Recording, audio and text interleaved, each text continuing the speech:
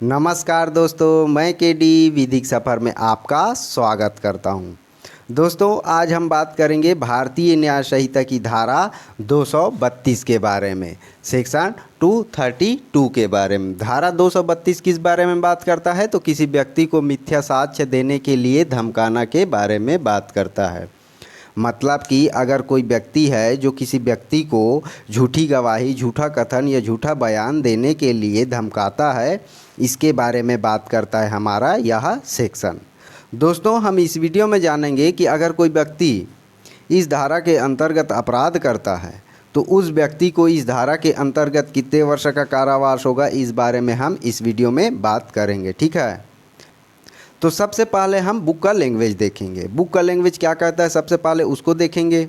उसके बाद हम इसको अपनी साधारण भाषा में साधारण तरीके से समझने की कोशिश करेंगे। ठीक है, तो चलिए सबसे पहले बुक का लैंग्वेज देखते हैं। बुक का लैंग्वेज क्या कहता है, सबसे पहले उसको देखते हैं। ठीक, तो यहाँ देखिए, धारा 232 कहता है किसी व्यक्ति को मिथ्या साक्ष्य देने के लिए धमकाना।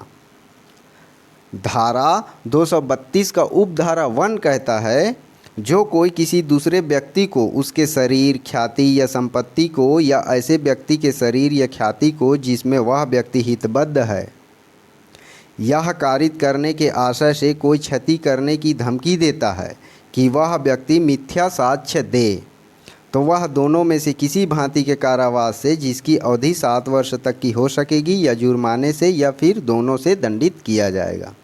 यह बताता है बुक का लैंग्वेज। समझ नहीं आया, मज़ा भी नहीं आया है ना, बुक के लैंग्वेज में समझ भी नहीं आया। तो चलिए हम इसको साधारण भाषा में समझने की कोशिश करते हैं। ठीक है, तो यहाँ देखिए जी, ए नामक एक व्यक्ति है। ठीक है, एक बी नामक व्यक्ति है और एक सी नामक व्यक्ति है।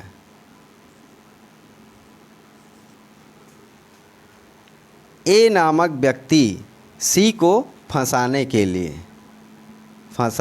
लिए या सी को सज़ा दिलाने के लिए ए बी को धमकी देता है इसको मारने पीटने की या इसकी संपत्ति को नष्ट करने की या किसी प्रकार से इसको क्षति कारित करने की। ए बी को धमकी देता है कि तुम सी के खिलाफ झूठी गवाही दो, झूठा कथन करो या झूठा बयान दो। कहाँ दो? न्यायालय में, ताकि इसको सज़ा हो सके। धमकी देता है ए बी को धमकी देता है उसको संपत्ति को नष्ट करने की या किसी प्रकार से मार डालने की। बी को धमकी देता है कि तुम सी के खिलाफ झूठी गवाही दो, न्यायालय में, कोर्ट में झूठा बयान दो, झूठा कथन करो। इसको सज़ा दिलाने का आशय रखते हुए ए और बी उस धमकी के वजह से इसके खिलाफ झूठी गवाही दे देता है, झूठा बयान करता है या झूठा साक्ष्य देता है कोर्ट में। ठीक है, ताकि इसको सज़ा हो जाए। तो क्या यहाँ ए ने अपराध किया है, बी ने अपराध किया है, किसने अपराध किया है?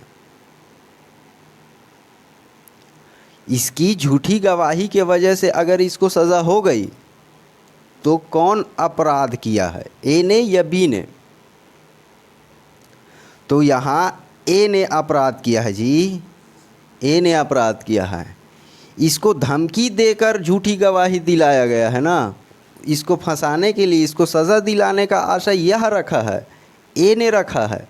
तो ए को इस धारा के सब सेक्शन 1 के अंतर्गत, धारा कौन सा? तो 232, धारा 232 के उपधारा 1 के अंतर्गत ए को सज़ा दिया जाएगा 7 वर्ष के कारावास से। 7 वर्ष के कारावास से दंडित किया जाएगा या जुर्माने से। जुर्माने से दंडित किया जाएगा, या फिर इन दोनों से दंडित किया जाएगा ए को। अगर ए ने बी को धमकी देकर अगर झूठी गवाही दिलवाया है सी को सज़ा दिलाने के लिए, और सी को सज़ा हो जाती है उसकी झूठी गवाही की वजह से, झूठा बयान या झूठा कथन करने की वजह से, तो यहाँ ए ने अपराध किया है और ए को 7 वर्ष के कारावास से दंडित किया जाएगा या जुर्माने से, या फिर दोनों से दंडित किया जाएगा। यह बताता है हमारा धारा 232 का उपधारा 1। ठीक है, मज़ा आया ना? तो चलिए अब देखते हैं हम धारा 232 उपधारा 2 के बारे में। ये किसके बारे में बात करता है इसको देखते हैं।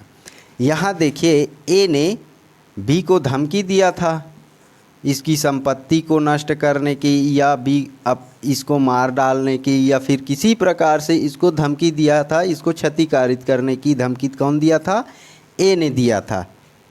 ठीक है, ए ने दिया था बी को, सी को फंसाने के लिए, सी को सज़ा दिलाने के लिए। अगर सी को किसी ऐसे सज़ा दिलाने के लिए अगर झूठी गवाही, झूठा बयान या झूठा कथन करने के लिए, झूठी साक्ष्य देने के लिए मजबूर किया, धमकी दिया गया है बी को, कैसी अपराध में फंसाने के लिए? तो मृत्यु जैसे दंडनीय अपराध, या किसी 7 वर्ष से ऊपर के किसी अपराध जैसे सी को फंसाने के लिए। कैसे अपराध से फंसाने के लिए? तो जैसे मृत्यु हो गई, 7 वर्ष के ऊपर दंडनीय अपराध है, वैसे अपराध में फंसाने के लिए, इसको सज़ा दिलाने के लिए। किसको सज़ा दिलाने के लिए? सी को सज़ा दिलाने के लिए